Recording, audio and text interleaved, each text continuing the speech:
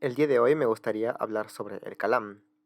No es la primera vez que toco este argumento cosmológico aquí, y en esta ocasión particular me quiero centrar en uno de los argumentos, sino el argumento más común en sustento de una de sus premisas, y es el argumento del Hotel de Hilbert. Lo voy a exponer y posteriormente daré un análisis más bien crítico al respecto, para detallar por qué yo no me veo convencido con esta clase de argumentación. Ok, el contexto es el argumento cosmológico Kalam, el cual es bastante simple de entender. Todo lo que comienza a existir tiene una causa, el universo comienza a existir y por lo tanto el universo tiene una causa. Después de una serie de razonamientos, habiendo establecido la existencia de una causa del universo, pues se procedería a identificar a esa causa como Dios. Dios sería la causa del universo. Toda la realidad física estaría supuesta a su voluntad creativa. El argumento que pienso analizar está centrado en esta segunda premisa. ¿Cómo podemos establecer que el universo efectivamente comenzó a existir? Bueno, una forma es decir que no puede haber una regresión infinita de causas hacia el pasado. Si hay una serie infinita de causas, obviamente no hay un primer momento del universo, sino que siempre estuvo ahí. Y entonces no hay espacio para la creación. Esta conclusión obviamente no la permitirá el teísta. Para sustentar esta premisa se suele presentar un subargumento. El subargumento vendría siendo que un infinito actual no puede existir y que el pasado, si es que fuera infinito, sería un infinito actual. Conclusión, el pasado no puede ser infinito.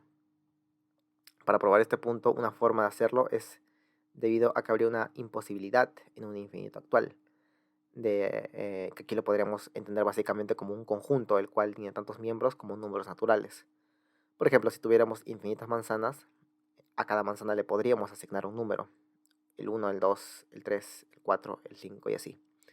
Hay infinitos números, por lo tanto, si asignamos a cada manzana un número y podemos seguir así, pues tenemos que hay infinitas manzanas a las cuales le podemos corresponder con infinitos números. Esto se lo suele contrastar con un infinito potencial, así llamado. Este sería una serie finita, la cual va creciendo y creciendo, con el infinito como límite, pero jamás alcanzándolo. Pero no importará demasiado aquí, el punto es entender que el pasado sería un infinito actual y que esta clase de infinitos no puede darse. Ahora, ¿por qué deberíamos pensar que los infinitos actuales no pueden existir? ¿Qué tienen que los hace imposibles? Bueno, ahí es donde entra el argumento del Hotel de Hilbert. Este es uno de los argumentos que busca apoyar esta conclusión y es el que estaré analizando el día de hoy. El argumento se centra en un experimento mental popularizado por el matemático alemán David Hilbert durante el siglo pasado. Esto en un artículo del cual no tengo la más mínima idea de cómo pronunciar. El argumento está completamente basado en la exposición de Hilbert. Entonces, ¿cómo procede el argumento? Bueno, imaginemos un hotel. Este hotel es un hotel particular. Este hotel tiene infinitas habitaciones. A cada habitación le podemos asignar un número natural. Digamos que el hotel ya está construido, ya está finalizado, no necesita agregar más habitaciones, sino que es un hotel el cual ya posee infinitas habitaciones. Sí, es un hotel muy particular, es un hotel infinito. El hotel, al tener infinitas habitaciones a las cuales le puedes corresponder cada una con un número natural, los cuales son infinitos, pues sería un llamado infinito actual. ¿Qué hay de malo con todo esto? ¿Cuál es el problema? Bueno, el proponente del Kalam ahora procedería a mostrarnos que este sería un hotel que nos conduciría a resultados absurdos. Como ha señalado Craig, estos absurdos no tienen por qué ser necesariamente absurdos lógicos. Algunos, bajo mis luces, sí que lo aspiran a ser, creo yo, pero no son necesariamente absurdos que nos conduzcan a contradicciones lógicas. En su lugar, Craig lo que intentará señalar es que son absurdos más bien metafísicos, que atentan con nuestra intuición, con nuestro sentido común, con nuestra capacidad de concebir, y que esto, por lo tanto, es un caso en contra de que sean posibles metafísicamente hablando. Ok, el primer absurdo al cual se nos persuade a pensar que un infinito actual realmente existente nos podría conducir sería el siguiente tipo de absurdos basado en las inconsistencias a las que manipular una cantidad infinita de cosas nos dirige. Asumamos que el hotel está lleno, que todas las habitaciones están ocupadas, es decir, ya no caben más huéspedes dentro. Pero ahora, supongamos que un nuevo huésped desea hospedarse, una persona más desea entrar. Claramente, el hotel está lleno, no puede entrar. pero no tan rápido. Hay una forma de hacerle espacio sin necesidad de retirar a nadie.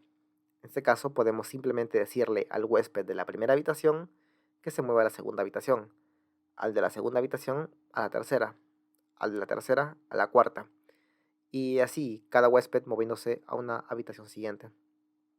Entonces, habiendo hecho esto, ahora sí que el nuevo huésped podría ingresar, pero habíamos quedado en que el hotel estaba lleno.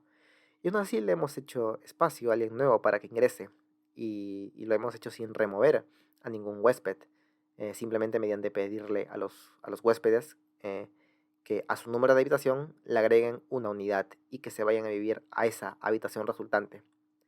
El hotel estaba colmado y aún así podemos meter más gente. No solo es que podamos meter más gente, sino que a pesar de que estaba lleno y encima hemos agregado a un huésped más, para hacer más absurdo el resultado, hemos agregado a una persona más y el hotel sigue teniendo exactamente la misma cantidad de miembros, infinitos miembros. Esto es obvio, si a infinito le agregas un número, sigue siendo infinito al final de cuentas. Sobre todo esto, William Lane Craig, quien es el principal proponente de este argumento en sustento del Kalam, se ve claramente extrañado. Antes de que el nuevo huésped llegara, el hotel estaba lleno, y aún así hemos podido agregar a un nuevo huésped. Lo que es más, luego de haber agregado al nuevo huésped, el número de hospedados sigue siendo el mismo.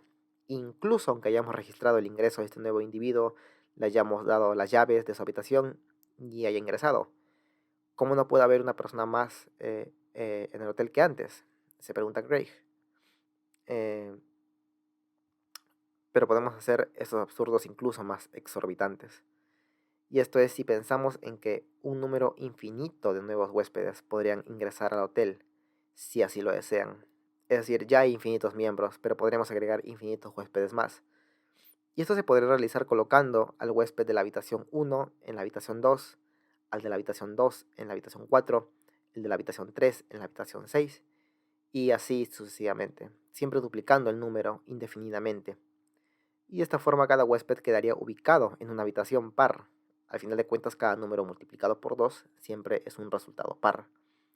En este caso, quedaría cada huésped ubicado en una habitación par, acabando disponibles las habitaciones impares. Como hay infinitos números impares, pues podríamos agregar infinitos huéspedes más dentro de esas habitaciones impares. Hemos hecho lo mismo que antes, solo que en lugar de hacerle espacio a un solo huésped nuevo, ahora le hemos hecho espacio a infinitos huéspedes nuevos, solamente moviéndolos de posición dentro del hotel. Aún así, y se debe reiterar, incluso luego de todo esto, sigue habiendo la misma cantidad total de huéspedes. Esto mismo puede aplicar para los huéspedes que se pudieran llegar a ir del hotel, pues si un solo huésped se va, no habría menos personas en el hotel. Si todos los huéspedes de todas las habitaciones impares se van, tampoco habrían menos huéspedes en el hotel, a pesar de que una cantidad infinita de individuos ha dejado el hotel. Si agregamos uno o infinitos huéspedes, no hay más huéspedes. Si se va uno o infinitos huéspedes, tampoco hay menos. Esto lo subraya Craig también cuando escribe que, en este caso, un número infinito de personas ha salido del hotel. Y aún así no hay menos personas en el hotel. Todo esto se nos invita a pensar, entonces es absurdo, completamente inconcebible. Craig escribe, el hotel de Hilbert es absurdo, pero si un infinito real fuera metafísicamente posible, entonces tal hotel sería metafísicamente posible. De ello se sigue que la existencia real de un infinito actual no es metafísicamente posible. Es decir, que si vemos esta clase de resultados monstruosos, contraintuitivos, esto es posible porque estamos aceptando la existencia de infinitos actuales reales. Si esto es tan contrario a nuestras intuiciones, entonces deberíamos reconsiderar la posibilidad de tales cosas como un infinito actual real existiendo. Esto en el caso del primer absurdo. Pero hay más que se puede decir del hotel infinito. El segundo absurdo vendría siendo como sigue. Consideremos la idea de hacer operaciones matemáticas con el hotel. Tenemos una infinidad de huéspedes y ahora digamos que quitamos a todos los huéspedes del hotel, exceptuando eh, a los tres huéspedes de las tres primeras habitaciones. Es decir, quitamos a todos los huéspedes del hotel, exceptuando los tres primeros. A partir del cuarto, todos se van. En ese caso, habríamos retirado infinitos huéspedes. y el resultado sería 3. Esto porque si nos preguntamos cuántos huéspedes hay a partir del tercer huésped, en un hotel infinito es obviamente infinitos huéspedes. No es como que esos 3 huéspedes que dejamos vayan a hacer una gran diferencia. Siguen habiendo infinitos huéspedes. Ahora, consideremos quitar a todos los huéspedes de las habitaciones pares, es decir, los de las habitaciones 2, 4, 6, 8 y así. En ese caso habríamos también retirado infinitos huéspedes, como en la operación anterior, pero el resultado ya no sería 3, sería infinito. Esto porque si a todos los números naturales le quitas todos los números pares, dejas a todos los números impares, nada más. Pero los números impares también son infinitos, entonces quitando infinitos huéspedes, dejas infinitos huéspedes aún así. Esto es problemático, se sugiere. Y es así porque has hecho la misma operación en ambos casos. En ambos casos has restado infinitos huéspedes a una infinita cantidad de huéspedes. Pero en ambas operaciones, a pesar de ser la misma, tienes resultados distintos. En el primer caso, obtienes el resultado 3. Y en el segundo, infinito. Por ponerlo más claro, la primera operación es infinito menos infinito. En este caso, todos los números naturales menos todos los números mayores a 3. Y el resultado es 3. La segunda operación también es infinito menos infinito. En este caso, todos los números naturales menos todos los números pares. Y el resultado es infinito. El resultado es todos los números impares. Tanto la primera como la segunda operación son la misma. Infinito menos infinito es lo mismo que infinito menos infinito. Y el resultado de la segunda operación es infinito. Por lo tanto, la primera debe tener también el mismo resultado, infinito. Se sigue que 3 es igual a infinito. Pero esto es obviamente absurdo. 3 no es igual a infinito. 3 es una cantidad finita. Infinito es justamente una medida para referir a una cantidad infinita. No pueden ser lo mismo. Cray señala que cuando hacemos operaciones matemáticas abstractas y que para él están solamente en la mente nada más, pues tenemos restricciones a la hora de operar con infinitos. Pero si si hay un hotel infinito real, nada nos va a impedir hacer ese tipo de operaciones. Las operaciones abstractas y la realidad son claramente dos reinos distintos. Y en la realidad física en la que vivimos, pues simplemente no tenemos una fuerza impidiéndonos retirar gente de hoteles a nuestro placer. Y si es así, nada nos impediría hacer este tipo de operaciones con los miembros del Hotel de Hilbert, si existiera. Tendríamos esta clase de resultados no solamente en nuestras cabezas, en un plano puramente abstracto, sino que estaría ahí afuera de nosotros, por decirlo de alguna forma. Es así como tendríamos el segundo absurdo que viene al efectuar operaciones con infinitos actuales. Finalmente, el tercer absurdo alegado del Hotel de Hilbert es como sigue. Hay una incompatibilidad entre 3 principios. Los dos primeros quizás sean muy poco controversiales.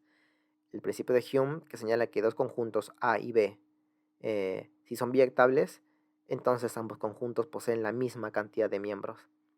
El principio de Euclides, que señala que si el número de elementos de un conjunto A es menor que el de otro B, sí y solo sí es que A es un subconjunto de B. Y finalmente la existencia de un infinito actual, es decir, que exista la posibilidad de que se instancie un infinito actual como el Hotel de Hilbert en la realidad.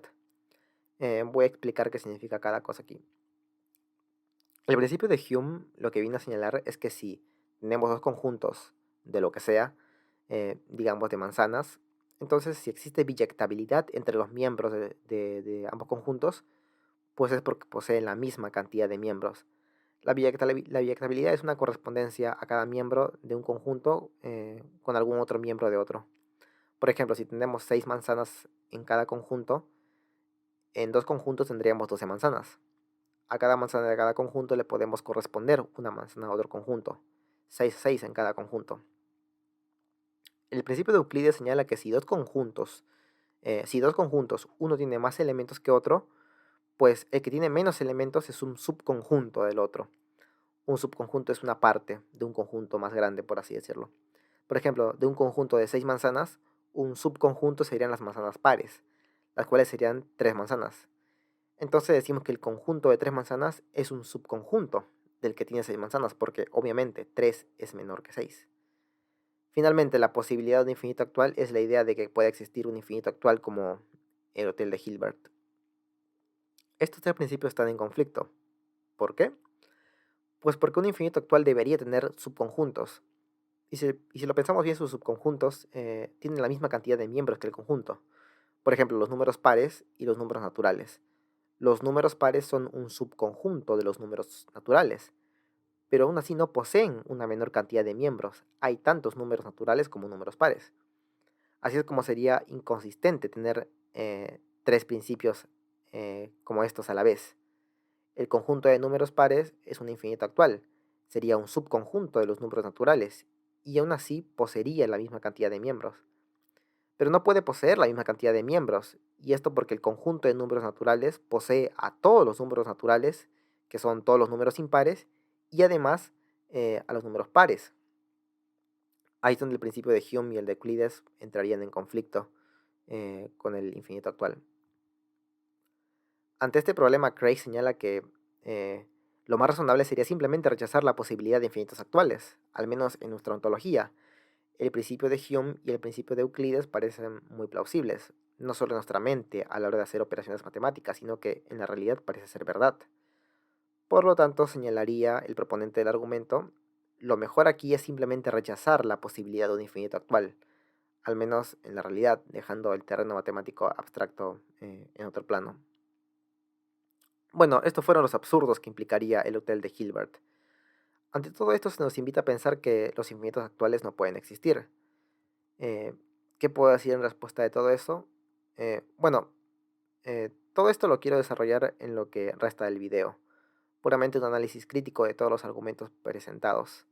No lo haré con ningún orden en particular y más bien lo haré como discursivamente creo que es más conveniente para la exposición. Ok, asumamos que el Hotel de Hilbert es realmente algo metafísicamente imposible por un momento. Cedamos la razón a los proponentes del argumento.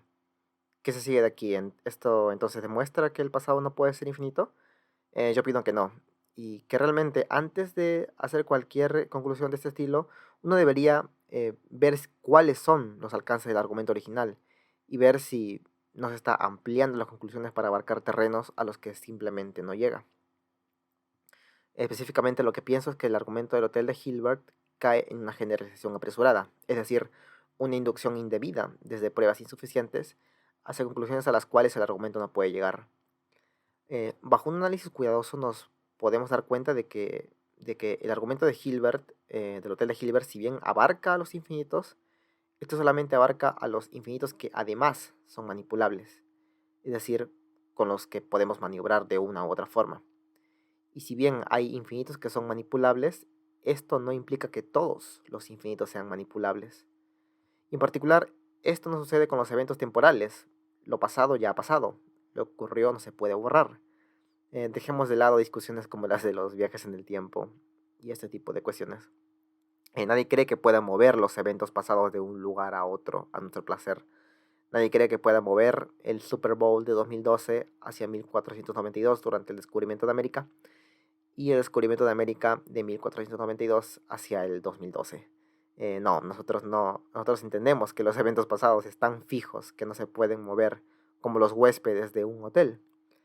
Eh, Todas estas operaciones en donde entran infinitos huéspedes, salen infinitos huéspedes, o se va uno, o llega uno, etcétera, pues todos incumben a infinitos que se pueden manipular y que son maleables. Pero esto no tendría por qué perturbar a ningún infinito no manipulable, como entendemos que es precisamente el pasado, incluso si fuera infinito. Esto sería más como un hotel de Hilbert en donde los huéspedes están pegados a sus habitaciones y no se pueden mover, y es metafísicamente imposible que se muevan. Dicho hotel no sería absurdo. Sin embargo, eso es precisamente lo que es un pasado infinito, un infinito actual no manipulable. Así lo piensa, por ejemplo, Wes Morriston cuando escribe: los supuestos absurdos de un hotel de Hilbert no se derivan simplemente de su infinitud, sino de lo que sucede cuando la infinitud se combina con otras características de este hotel imaginario. Si no pudieras mover a los huéspedes, no se podría mover otras habitaciones de tal manera que hubiera lugar para nuevos huéspedes. Tampoco tendríamos que preocuparnos de cuántos huéspedes quedarían cuando diferentes infinitos huéspedes hayan abandonado el hotel. A diferencia de los huéspedes de un hotel que pueden salir de sus habitaciones, los hechos pasados son absolutamente inseparables de sus respectivas ubicaciones temporales. Eh, pero hay otra razón para pensar que esto es una generalización apresurada, además de lo anteriormente mencionado. Y es que desde ciertas teorías de la ontología del tiempo, es decir, sobre qué es esto que llamamos tiempo, y me refiero específicamente al presentismo, pues los eventos temporales no existen todos a la vez, sino que existe uno solo, el actual, el presente.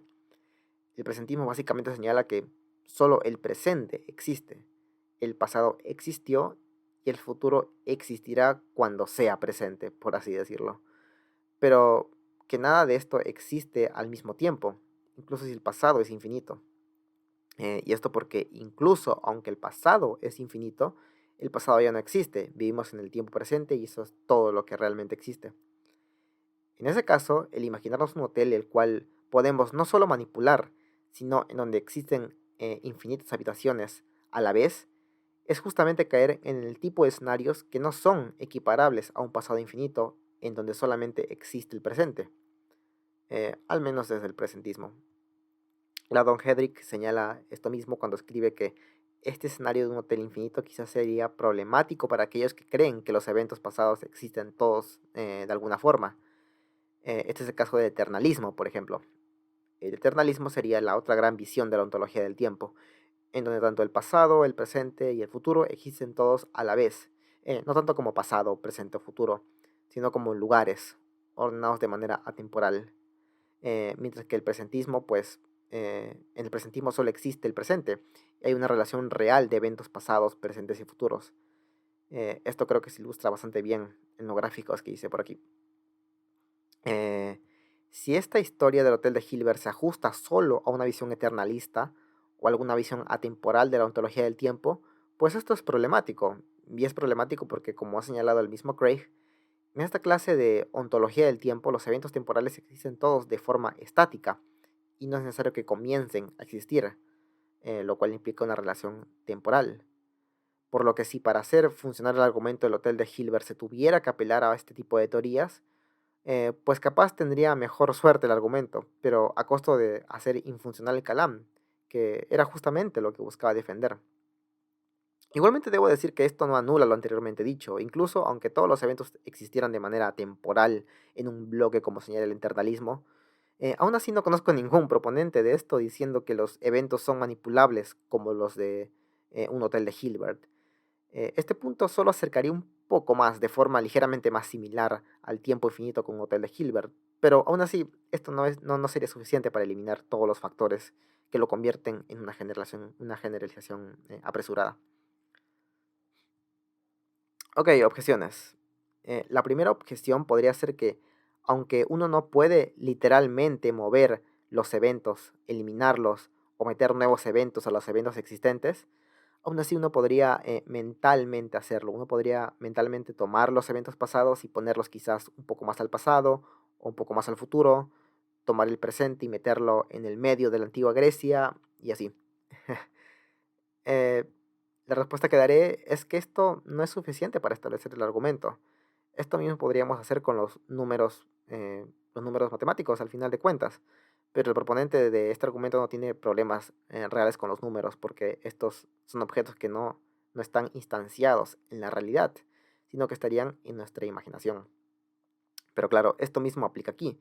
Quizás podemos usar la mente y hacer que los eventos temporales se muevan literalmente de lugar, por así decirlo, pero esto no establece el argumento. Esto es completamente disanálogo a un hotel de Hilbert, el cual su fuerza pretendía ser precisamente un infinito realmente existente que derive resultados absurdos. Además, de la misma forma en la que los proponentes del Kalam afirman que en el caso de las operaciones transfinitas no es problema algo como un hotel de Hilbert porque hay una restricción a la hora de operar infinitos en la mente, de la misma forma aquí hay una restricción con consistencia ontológica y es el simple hecho de que los eventos temporales no se pueden mover. A mi parecer estamos hablando de cosas completamente distintas. Por otro lado, esto nos dejaría con una ontología temporal algo rara. Al menos desde el presentismo, por ejemplo, es controversial hacer esa distinción entre eventos y tiempo, que seguramente estaría suponiendo el que argumenta desde esta perspectiva. Lo que se está teniendo en mente es algo así como tomar los eventos por un lado y cambiarlos del tiempo en el que están hacia otro tiempo. Es decir, algo así como tomar el descubrimiento de América y el Super Bowl de 2012, separarlos del tiempo en el que están originalmente y poner estos eventos uno en el lugar del otro. Es muy, muy extraña esta situación.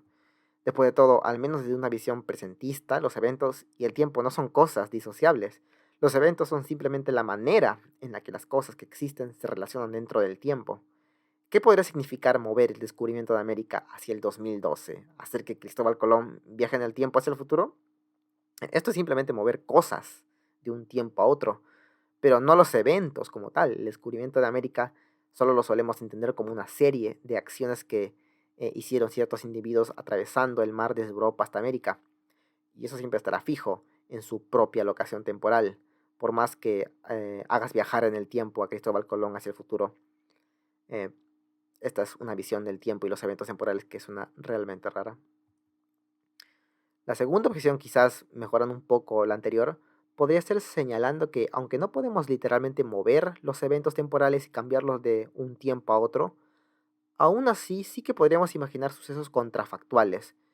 Un suceso contrafactual sería algo así como un evento contrario a los hechos, contrario a lo que en verdad sucedió. Por ejemplo, yo nací un 1 de agosto. Esto sería lo que en verdad sucedió, pero pudo haber nacido quizás un 2 de agosto. Eso sería un suceso contrafactual. Bueno, uno podría decir entonces que imaginando que infinitos eventos contrafactuales ocurren o dejan de ocurrir, pues podríamos hacer más o menos las mismas operaciones. Por ejemplo, imaginando que una infinidad de eventos contrafactuales cada lunes, miércoles y viernes ocurre en el pasado. En un pasado infinito, esto implicaría que infinitos eventos contrafactuales ocurrieron cada lunes, miércoles y viernes del pasado, o cosas de ese estilo. A mi parecer, este escenario es muy poco persuasivo aún y sigue sin atender a la cuestión real, y es que incluso si eso lo podemos hacer mentalmente, esto sigue sin hacer que los eventos sean manipulables, por más que podamos realizar esta clase de operaciones mentalmente. Sería como si existiera un hotel de Hilbert en donde los huéspedes están pegados a las habitaciones y es imposible moverlos. Esto no es algo absurdo por sí mismo, por más que podamos imaginar que los huéspedes contrafactualmente estuvieron en habitaciones distintas. Por ejemplo, imaginando que el huésped número 2 pudo haber estado en la habitación 1 o que el huésped de la habitación 300 pudo haber sido otra persona y así. Pues esto sigue sin hacer que sea posible que se muevan. De hecho, sigue siendo tan imposible como antes de la manipulación mental contrafactual. Finalmente, hay una tercera objeción que creo que es mucho más prometedora que las anteriores para el proponente del Hotel de Hilbert. Esto consiste en decir que si en verdad el pasado fuera infinito, esto implicaría que sería posible que tengamos un Hotel de Hilbert aquí y ahora. Y como un Hotel de Hilbert es metafísicamente imposible, o eso estamos asumiendo todos en esa sección, eh, pues podríamos sugerir que esto hace que el pasado infinito sea metafísicamente imposible de igual manera. ¿Cómo podríamos probar tal cosa? Bueno, de la siguiente manera. Si el pasado es infinito, entonces este escenario es posible. Podría ser que un constructor, quizás fuera inmortal y omnipotente, o quizás el mismo Dios, haya venido cada día del pasado infinito construyendo una habitación de hotel por día. Cada día del pasado este constructor habría venido construyendo y construyendo más y más y más habitaciones. Bueno, si ese escenario sucediera y hubiese estado construyendo cada día del pasado infinito una habitación, pues aquí y ahora sería posible que tengamos un hotel de Hilbert. Y ya habría completado su construcción y sería posible que tengamos un hotel de Hilbert en el presente. Pero claro, dijimos que un hotel de Hilbert es imposible. Por lo tanto, tenemos que negar la posibilidad de un pasado infinito, ya que este abre las puertas a que sea posible un escenario de ese estilo. Esta objeción la podemos encontrar, por ejemplo, en Andrew Locke en un paper de 2014 en respuesta a Landon Hedrick. Bien, creo que esta objeción es mucho mejor que las dos anteriormente vistas y, de hecho, creo que en principio es un buen argumento, pero creo que luego de analizarlo bien, se puede armar un caso muy bueno para demostrar que no va a ser que acabe siendo exitoso. El argumento de forma más clara podría ser entendido en este silogismo. Si el pasado es infinito, entonces un hotel de Hilbert es metafísicamente imposible. Pero un hotel de Hilbert no es metafísicamente imposible. Por lo tanto, el pasado no es infinito. La segunda premisa la estamos garantizando por el bien del argumento. Entonces, la premisa polémica es la primera premisa. Esa sería la premisa que tendríamos que discutir en todo caso. Como dije anteriormente, la primera premisa se ve motivada por el experimento mental de un constructor que viene construyendo cada día del pasado una habitación de hotel. Digamos por brevedad que este constructor es Dios mismo. Si esto es posible, entonces, si el pasado es infinito, pues podría ser el caso que Dios haya venido cada día del pasado infinito construyendo una habitación de hotel, como señala el argumento. Y al menos si este escenario es metafísicamente posible, pues tendríamos que la primera premisa estaría sustentada adecuadamente. Pero no tan rápido, hay un problema. Y el problema surge si es que consideramos que Dios mismo podría haber hecho el hotel de Hilbert, no de la forma en la que se nos narra en el experimento mental, sino en su lugar simplemente haciéndolo todo de una. Podría simplemente chasquear los dedos, decir abracadabra y ¡pum! Habría un hotel de Hilbert aquí y ahora. Esto podría suceder incluso si el pasado es finito, ya que solo se requiere de un evento temporal en el que este proceso creativo instantáneo ocurre. ¿Por qué Dios no podría hacer esto? Si es así, eh, ¿por qué no podría hacer esto? Si es así, pues la primera premisa no está adecuadamente motivada, ya que se puede probar que el condicional, si el pasado fuera infinito, es prescindible dentro de la operación. Más bien, esto podría ocurrir sea el pasado infinito o finito. Hay una obvia respuesta a pesar de todo. La respuesta es que Dios no puede hacer un hotel de Hilbert de una, por decirlo así, que esto es metafísicamente imposible. Por cada día del pasado, Dios podría construir una habitación ese día. Eh, esto, solo, esto solo es decir que cada día individual Dios podría crear una habitación, pero eso no implica que exista un día individual en donde Dios pueda crear todas las habitaciones. Eh, Quien responde de esta forma, diré entonces, es alguien que está cometido con la invalidez de esta inferencia llamada también falacia de cambio modal. Por hacer un contraste de qué es esta falacia. Del hecho de que yo pueda nacer en cada día del año, no se sigue que yo pueda nacer en todos los días del año. Es decir, del hecho de que yo pueda nacer en cada día de lo que va desde el 1 de enero hasta el 31 de diciembre, no se sigue que yo pueda nacer en cada día que hay entre el 1 de enero y el 31 de diciembre. No, yo puedo nacer en cada uno de estos días, pero no puedo nacer en todos los días. No hay nadie quien cumpla años cada día del año. Lo mismo expresa este formalismo que está en la diapositiva, representado con el cuantificador universal y el rombo, que es un operador que significa es posible. Se leería que del hecho de que para cada número natural Dios pueda construir una habitación, no se sigue que Dios pueda construir una habitación con todos los números naturales. Esto simplemente no se sigue. Y estaré de acuerdo, es decir, es una falacia formal con la que estoy de acuerdo. Pero el problema está en que si es así, entonces el experimento mental inicial que pretendía sustentar la primera premisa también cae en esa falacia. Compárese, del hecho de que para cada tiempo pasado sea posible construir una habitación de hotel, no se sigue que sea posible construir una habitación de hotel en todos los tiempos pasados. Es decir, del hecho de que para cada día pasado Dios puede construir una habitación en dicho día, no se sigue que Dios o un constructor o quien sea pueda construir una habitación en todos los tiempos pasados. Esto es una inferencia tan inválida como el decir que del hecho de que yo pueda nacer en cada día del año, se sigue que yo pueda nacer en todos los días del año. Lo mismo aquí, del hecho de que Dios pueda construir una habitación en cada día del pasado, sencillamente no se sigue que Dios pueda construir una habitación en todos los días pasados. Eso es un error de razonamiento. Entonces se ve como la primera premisa está sustentada sobre una inferencia inválida. Del hecho de que para cada tiempo pasado Dios pueda construir una habitación de hotel, no se sigue que Dios pueda construir una habitación de hotel en todos los tiempos pasados. Esto es tan inválido como el razonamiento que se utiliza para decir que Dios podría entonces crear un hotel de Hilbert de una, en aras de mostrar que la primera premisa del razonamiento está mal sustentada.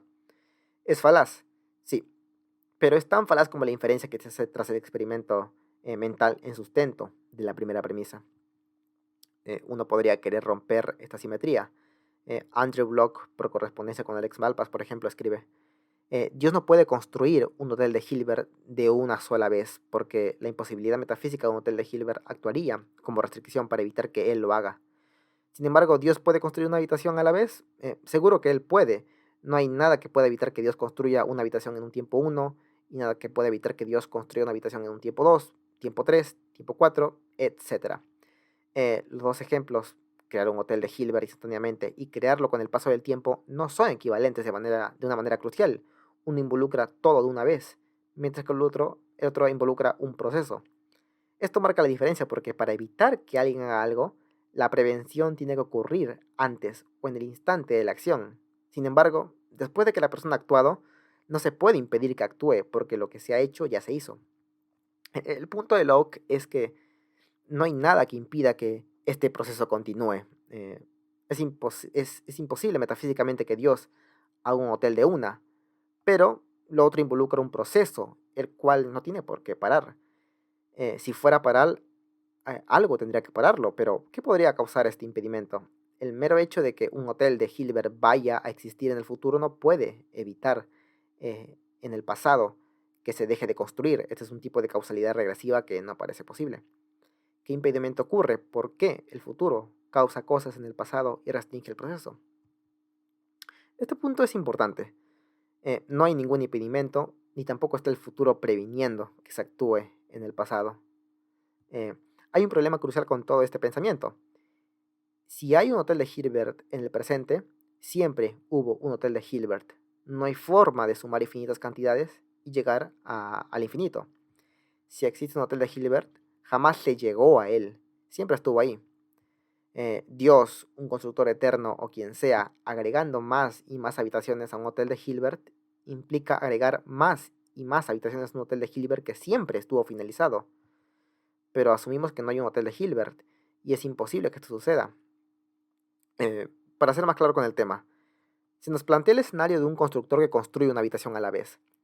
Si el pasado es infinito y nada evita que el proceso continúe, entonces actualmente ya habría terminado de construir el hotel, ya habría finalizado su proceso de construcción. Pero hay un problema severo con esta idea, y es que no hay forma en la que termine esa construcción. ¿En qué sentido? Bueno, en un sentido muy específico. No hay forma en la que a través de construir una habitación a la vez se llegue a un número infinito de habitaciones.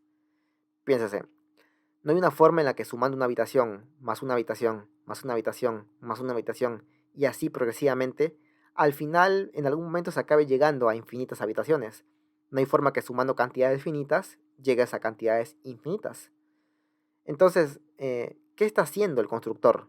Pues no está completando el hotel. El hotel, si existe ahora mismo, siempre estuvo completo. Si ahora mismo hay un hotel de Hilbert, no es que en un momento llegó a existir luego de muchas habitaciones puestas. No, siempre tuvo que haber existido, si es que el pasado es infinito. Si el hotel existe, no es producto de una construcción que en un momento llegó a formar un hotel infinito. Lo único que hace este constructor es añadir más y más y más habitaciones al hotel infinito. Lo que hace es hacer crecer más y más de lo que ya es. Pero el hotel infinito, si existe ahora, siempre existió. Solamente le agregas habitaciones. Pero ese es el problema, que estamos asumiendo que eso es imposible.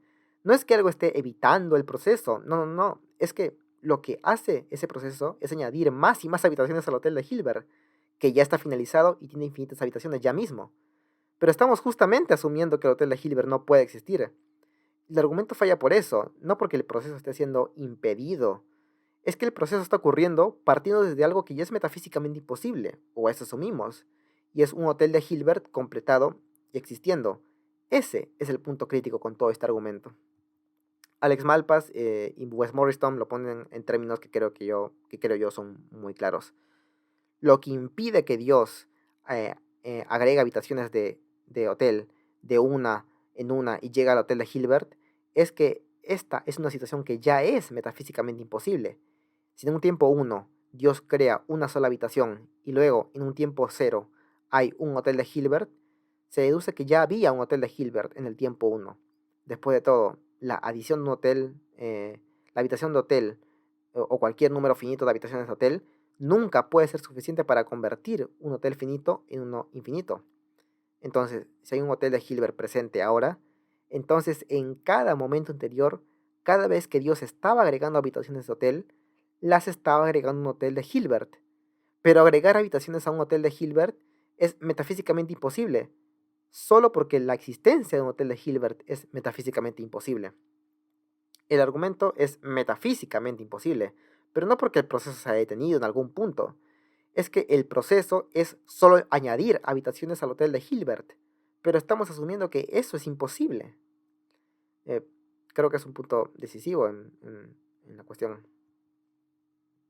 Y para finalizar, el proponente de esta cuestión enfrenta otro reto, y es que no parece haber una razón de por qué no es esencial en cada evento pasado que siempre contenga una cantidad finita de cosas. Es decir, el argumento entero parte asumiendo que es posible que exista un tiempo, al menos, eh, que incluya un número infinito de cosas. Pero ¿por qué no podría ser que cada tiempo incluya siempre un número finito de cosas? El tiempo pasado podría ser infinito así, pero sin contener un número infinito de cosas en cada instante de forma necesaria. No veo por qué esa posibilidad debería ser descartada. Ok, todo el punto anterior fue sobre la clara generalización apresurada, en el que el argumento del hotel de Hilbert incurre. Todo el punto anterior se asumió que el hotel de Hilbert era metafísicamente imposible. Pero dejemos esa asunción de lado y pensemos, ¿por qué tendría que ser imposible? ¿Por qué no podría haber un hotel de Hilbert aquí y ahora? ¿O en alguna parte desconocida del universo? Eh, bueno, empezaré de ahora en adelante a analizar los presuntos absurdos metafísicos que derivaría el hotel de Hilbert. Y empezaré con los aparentes problemas que existen en los conflictos de axiomas y los dilemas semánticos en los que se nos colocaría supuestamente si aceptamos la posibilidad de un hotel de Hilbert. Eh, Se suele decir que hay un absurdo en la idea de que el hotel de Hilbert es, según la historia contada, un hotel que está lleno, pero que aún así es posible que más personas ingresen en el hotel. Está lleno, pero más personas pueden caber. ¿Qué puedo decir al respecto de este absurdo? Pues simplemente que no hay un absurdo una vez elegimos desambiguar los términos y delimitar adecuadamente y de forma precisa. Eh, Hay dos sentidos en el que entender el término lleno. En este caso, primero, el hotel está lleno si no se puede añadir huéspedes adicionales. En este sentido, claramente el hotel de Hilbert no está lleno, y esto debido a que decimos que está lleno, pero a la vez decimos que le caben más huéspedes. Aún así, hay un segundo sentido en el que el hotel está lleno, y es cuando decimos que el hotel está lleno si es que cada habitación está ocupada. En ese sentido, el hotel de Hilbert está lleno, obviamente, cada habitación del hotel está ocupada. Uno podría ver esta redefinición de los términos como algo completamente infundado en el sentido de que es completamente ad hoc, incluso en el peor de los casos como distinciones que no hacen sentido alguno. Por ejemplo, uno podría pensar que al final de cuentas, si un hotel tiene todas las habitaciones llenas, entonces es obvio que no se pueden añadir huéspedes adicionales. Si lo primero se cumple, obviamente lo segundo se cumple, porque alguien podría pensar lo contrario. Son distinciones que no harían sentido en todo caso. Pero si bien es cierto, esta clase de intuición se ve sustentada en que cada vez que nosotros vamos a un hotel en la vida cotidiana y nos dicen, disculpa, las habitaciones están ocupadas, están todas llenas, entonces entendemos que no podemos ingresar al hotel porque ya no le caen más huéspedes. Sin embargo, aunque esto pueda suceder en el caso de hoteles finitos, esto no tiene por qué ser así en el caso de un hotel infinito. Y esto no es un ad hoc, y es que hay diferencias relevantes entre los hoteles infinitos y los finitos que hacen que las cosas que suceden con unos no tengan por qué suceder con los otros. Este punto lo ilustra bien Felipe León cuando escribe: no hay un hotel que ocupe una región finita de espacio y con un número finito de habitaciones, el cual pueda pasar de no tener vacantes a tener algunas vacantes, y viceversa, simplemente moviendo a algunos de sus ocupantes.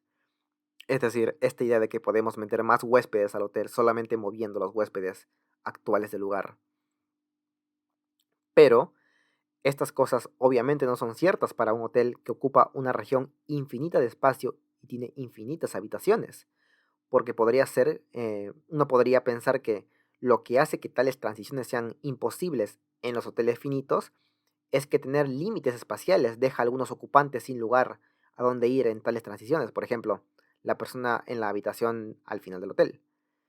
Pero, dado que un hotel infinito del tipo relevante carece de un límite espacial en al menos una dirección, siempre hay un lugar en el que puede ir cada huésped, ya que no hay una última habitación al final del hotel.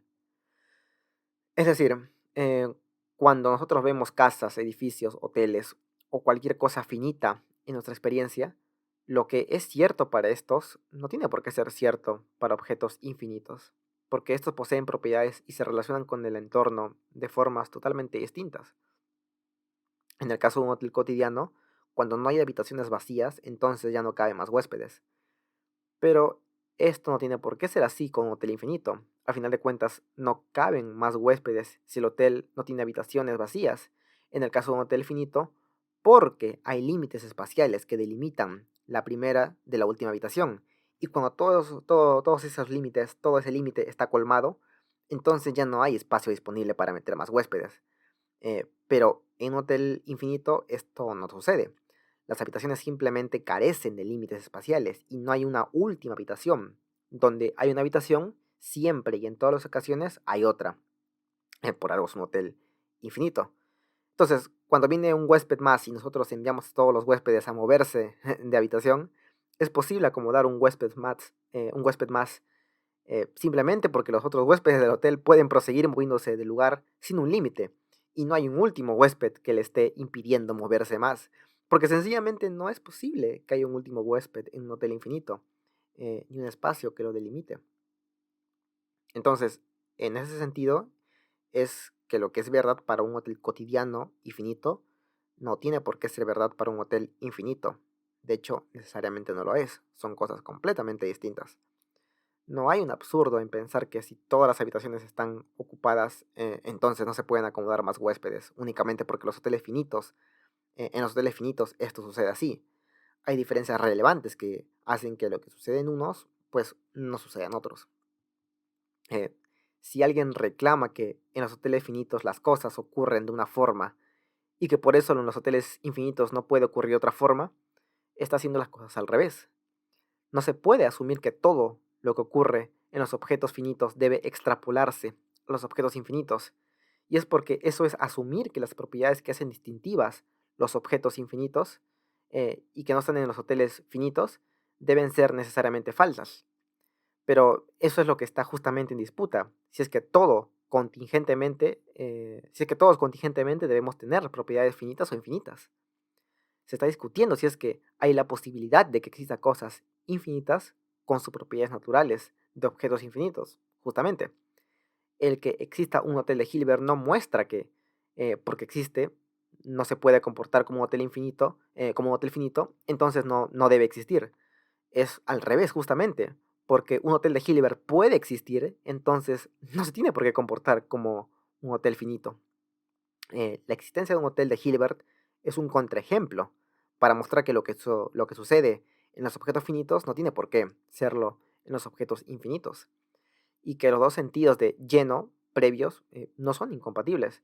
Pensar que lo son es solamente aseverar en principio que un hotel no puede existir, que un hotel infinito no puede existir, y eso es justamente lo que está en cuestión. Lo mismo se puede decir de los huéspedes que dejan el hotel. Hay dos sentidos en los que se puede decir que hay menos huéspedes en el hotel. El primero es que todos los huéspedes que se fueron después de la retirada estuvieron presentes antes de que se retiraran. Y hay huéspedes antes de la retirada que no están presentes después de la retirada. En ese sentido, hay menos huéspedes en el hotel de Hilbert.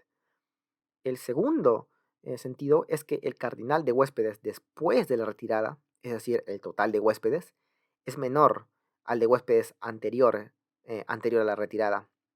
Claramente, en ese sentido, no hay menos huéspedes en el hotel de Hilbert. El mismo análisis con los huéspedes que llegan al hotel. Llegan infinitos huéspedes y nos damos con que hay más huéspedes, pero a pesar de ello, el mismo número de huéspedes en el hotel permanece. Esto porque hay dos sentidos para interpretar esto. Primero, todos los huéspedes antes de la llegada están presentes después de la llegada, y esto junto a otros huéspedes que no estaban antes de la llegada. En ese sentido, hay más huéspedes. y el segundo sentido en el que el cardinal de huéspedes después de la llegada es mayor al de huéspedes antes de la llegada. En ese sentido, claramente no hay más huéspedes. Todo esto no es absurdo, ni son redefiniciones infundadas. Todo esto es consecuencia de la naturaleza de los conjuntos infinitos que poseen por definición. Y asumir que esto supone un caso en contra de su existencia es suponer de entrada que son absurdos, cosa que está en disputa y no se puede simplemente asumir. Si se entiende esto y que es ilegítimo el asumir de entrada que nada puede comportarse o tener propiedades fuera de los límites de cómo lo hacen y poseen los objetos finitos, entonces los absurdos desaparecen si uno entiende lo que significa que algo sea infinito. Esa es una estrategia por la cual yo me siento particularmente inclinado, la de compatibilizar los términos. En cualquier caso, hay otra estrategia con respecto a la cuestión de si hay más huéspedes o menos huéspedes que se puede adoptar.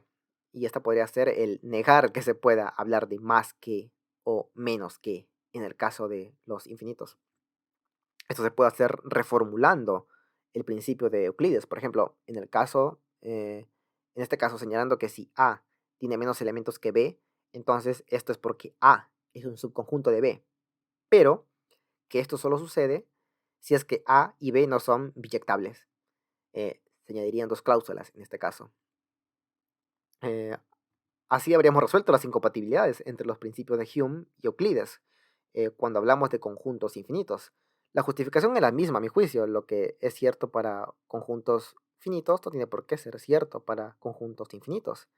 En este caso, la segunda cláusula quedaría sin uso en el caso de los conjuntos finitos. Y esto debido a que todos los conjuntos finitos que tienen subconjuntos no son biyectables entre sí. Y aún así, esta cláusula operaría específicamente en el caso de los conjuntos infinitos. Bueno, creo que gran parte de los problemas del Hotel de Hilbert ya están disipados. Aún así, quisiera decir algo más sobre lo ya dicho. Y es que en todo momento he estado asumiendo que los absurdos del Hotel de Hilbert probarían que este es imposible metafísicamente.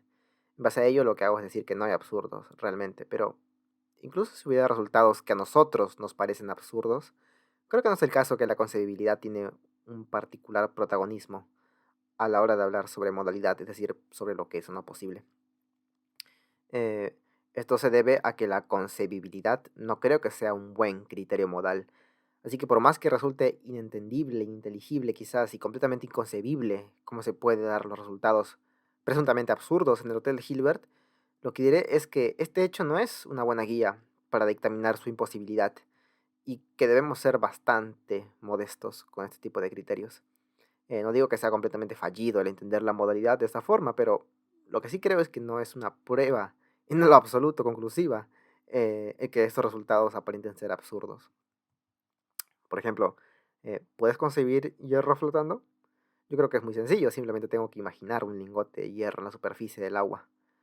Creo que es fácil de imaginar. Bueno, incluso si pudiera hacer esto, se debe tener en cuenta varios detalles. Como señalaban Fisher y León, eh, es dudoso que tu capacidad de concebir esté siendo fiable con respecto incluso a lo que crees estar concibiendo. Para que el hierro flote tendría que haber drásticos cambios en sus propiedades, por ejemplo, la densidad, el tamaño de las celdas unitarias, el tipo de átomos y otra gran variedad de propiedades que posee el hierro, y sabemos que las posee. Para que el hierro flote realmente tendría que haber un cambio drástico en su estructura.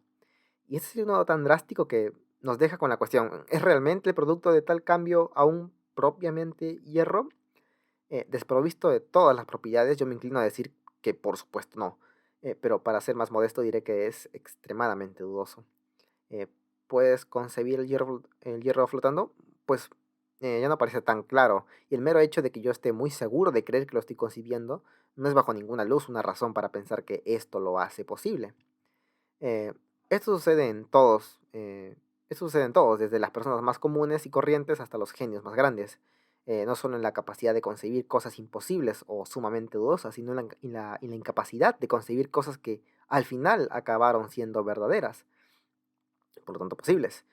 Por ejemplo, es muy sabido que Kant veía como completamente inconcebible la falsedad de la geometría euclidiana. Eh, pero por supuesto, actualmente sabemos que hay diversos ámbitos en donde esta realmente falla y es falsa. Por ejemplo, en el caso de la geometría esférica, que es una de las geometrías no euclidianas. También hay casos donde, aunque aparentemente es inconcebible algo, tenemos que tenerle mucho respeto, examinarlo cuidadosamente y tenerlo en cuenta como una hipótesis respetable, y seguramente tan respetable como las que son más concebibles. Por ejemplo, aunque resulte inconcebible para muchísimas personas el que el principio de no contradicción sea falso, actualmente tenemos sistemas de lógica para consistentes, serios y competitivos, y grandes mentes desarrollándolo y adoptándolo. Y así resulta que en estos sistemas de lógica para consistente, el principio de no contradicción es falso. Este es un proyecto en lógica semántica y metafísica muy bien desarrollado y que está más vivo que nunca en la actualidad y tiene virtudes que merecen ser tomadas en cuenta, incluso aunque para alguno pueda ser inconcebible. Y también existen casos en donde cosas concebibles realmente eran no solamente metafísicamente imposibles, sino matemáticamente imposibles. De ahí que durante mucho tiempo en Königsberg los ciudadanos hayan intentado cruzar por los 7 puentes de la ciudad sin pasar 2 veces por el mismo puente. Lo intentaban y era una tradición el buscar una forma de conseguirlo. Obviamente esto era porque les parecía que era algo perfectamente posible y lo intentaban consecutivas veces. No fue hasta Euler que supimos que la estructura topológica sobre la cual estaban distribuidos los puentes hacía imposible que los ciudadanos crucen por todos una sola vez, sin doblarse. Por más concebible que fuera, que esto fuera, es sencillamente imposible. Y era imposible incluso cuando lo intentaban. Además, tampoco está claro que tan favorable sea para el teísmo el adoptar los términos de concebibilidad como posibilidad metafísica. Después de todo, para muchos, incluyéndome, nos resulta inconcebible la, la Trinidad o la simplicidad divina. Y sin embargo son doctrinas que muchos teístas cristianos afirman. Muchos incluso llamarían hereje a quien declare su falsedad. También aparenta ser concebible que el universo empiece a existir sin causa o sin explicación alguna.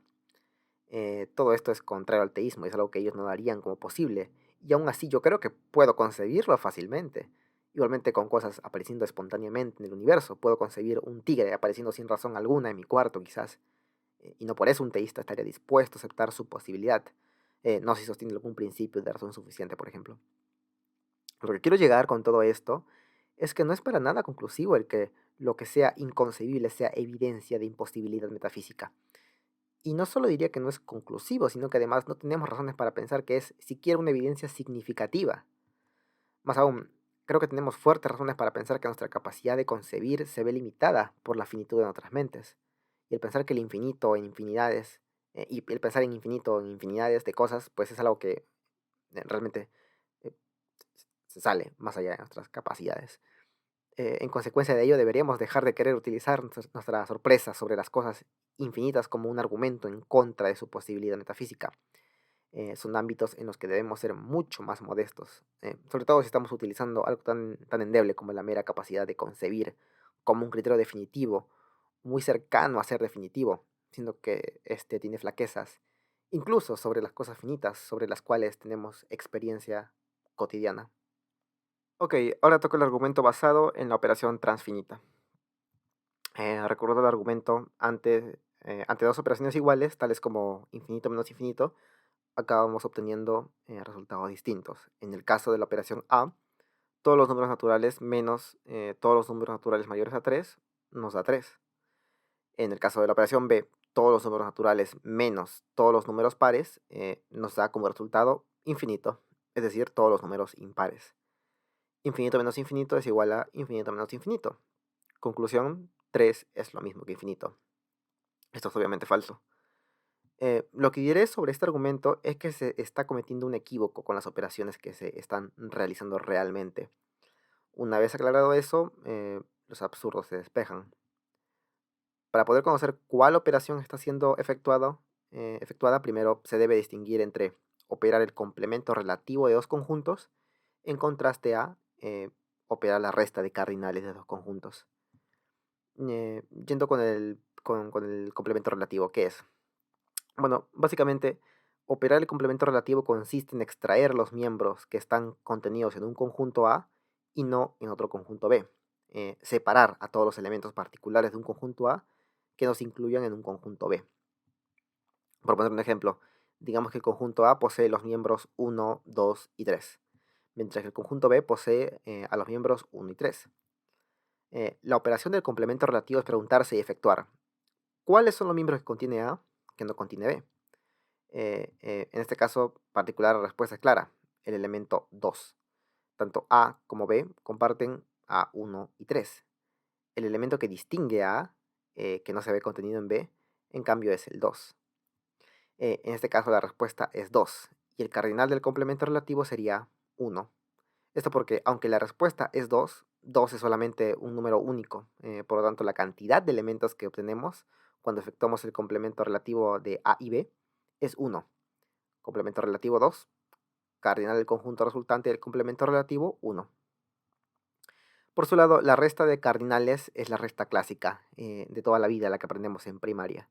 Básicamente se toma el cardinal de dos conjuntos distintos y se restan los cardinales. En este caso, los conjuntos A y B son los mismos. El cardinal del primer conjunto es 3. El cardinal del segundo conjunto es 2. 3 menos 2, pues es 1.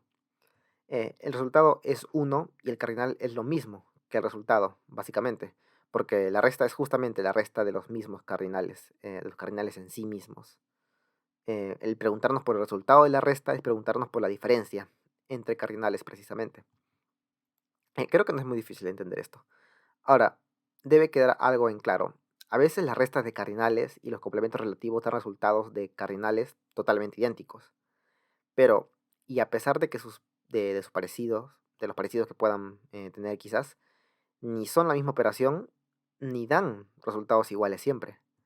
Y es que aunque el complemento relativo de A y B da como cardinal 1, y la resta de cardinales de A y B da como resultado 1 también, esto fue fortuito.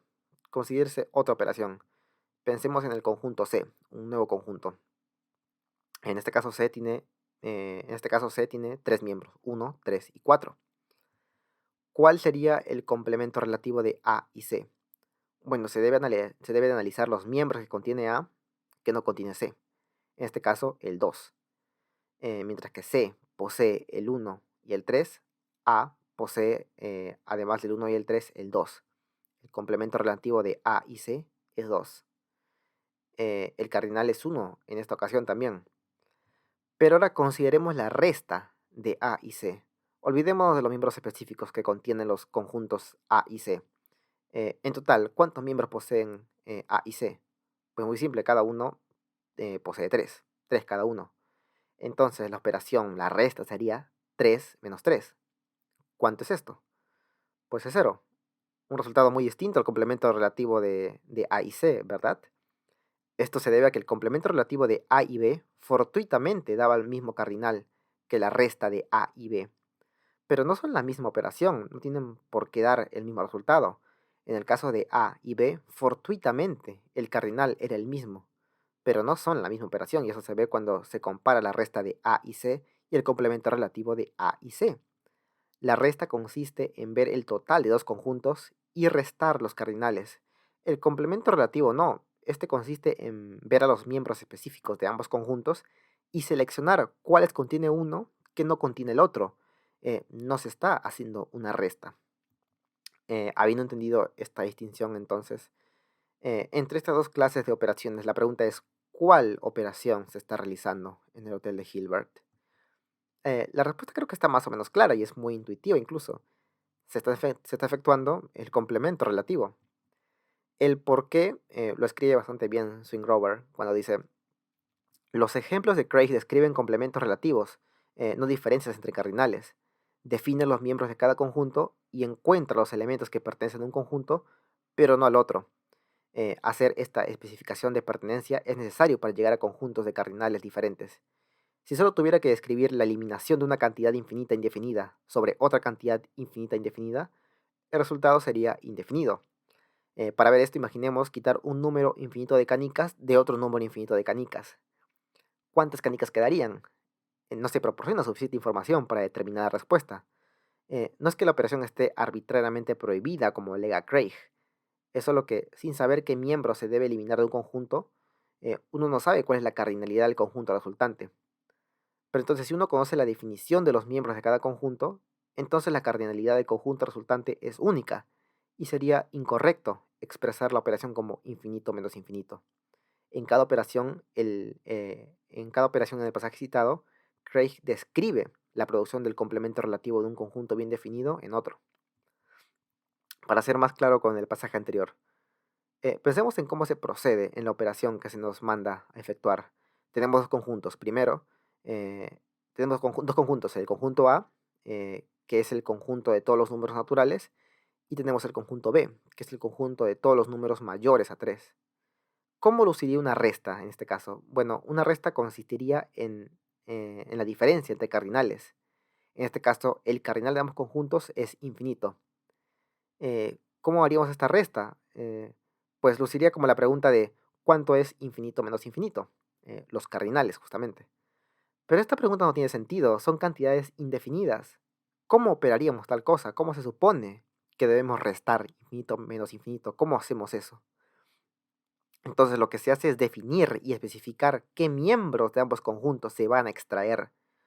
Bueno, en este caso se extraen todos los miembros que posee A, que no posee B. ¿Cuál es la respuesta? Pues los miembros 1, 2 y 3. En este caso sí tiene sentido la operación, porque está bien definida. Pero esto es justamente un complemento relativo, y no es sobre los cardinales de cada conjunto, como una resta lo sería, sino sobre los miembros específicos que posee cada conjunto.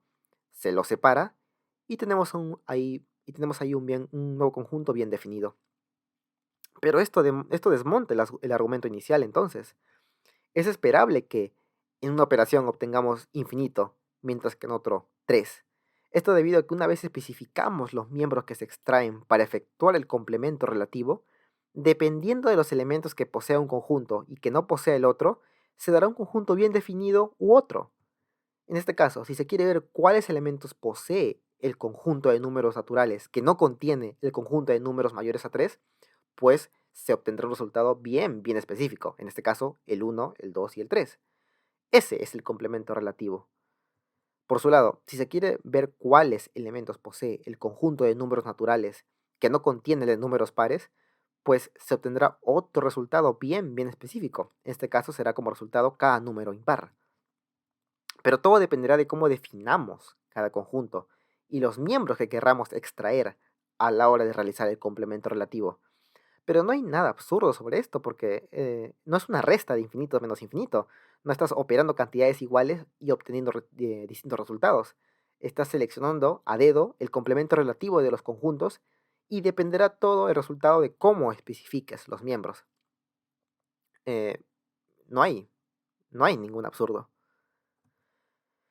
Finalmente, otro problema que yo señalaría también es que este argumento específico del Hotel de Hilbert lo que pretende es mostrar que no puede existir realmente ningún infinito actual. Esa es su conclusión pretendida. No obstante, yo diré que esto es un problema para el teísmo, dado que usualmente ellos creen que el futuro será eterno. Si esto es así, lo que diré es que si el futuro será infinito, este es un infinito actual. El futuro infinito sería un infinito actual. Por lo tanto, si el Kalam funciona y para funcionar tiene que eliminar la posibilidad de un infinito actual, entonces para lograr su cometido debe demostrar además que el cristianismo es falso. Digo el cristianismo porque es una de las religiones monoteístas donde clásicamente se ha entendido el futuro eterno como un aspecto dogmático fundamental, por ejemplo, en el cielo. Esto creo que es problemático, dado que los teístas que proponen el Kalam suelen adscribirse por lo general a alguna religión monoteísta, alguna como por ejemplo el Islam o el cristianismo. Y el Kalam, para funcionar, diré yo, debe mostrar primero que estas religiones son falsas. Pero esto lo desarrollé en otro video titulado Si el Kalam es verdadero, el cristianismo es falso. Así que no me extenderé aquí por algo que desarrollé allá. Y bien, eso es todo lo que diré hoy. Sí, tendría más cosas que decir, seguramente hay más que discutir de este argumento, pero me limitaré a lo expuesto porque creo que con eso ya es suficiente. Seguramente lo que tengo para decir sea más y me habré dejado en el tintero varias cosas. Pero esto lo desarrollaré en otros videos, muy probablemente. Pero eso es todo lo que tengo para decir hoy.